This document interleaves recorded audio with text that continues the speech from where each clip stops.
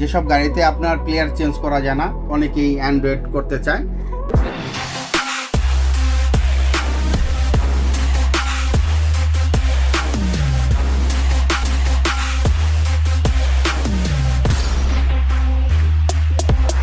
Big Bass.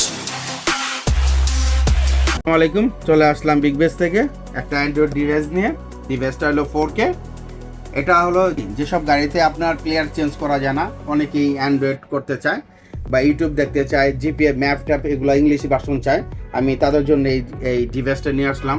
বিভিন্ন গাড়ি, যত লেটেস্ট গাড়ি, BMW, ওডি, আপনার মার্সিডিস, তারপর আপনার প্রাডো, বিএড, এসব গাড়িতে, আলফার্ড, এসব গাড়িতে ইনস্টল করা হয়।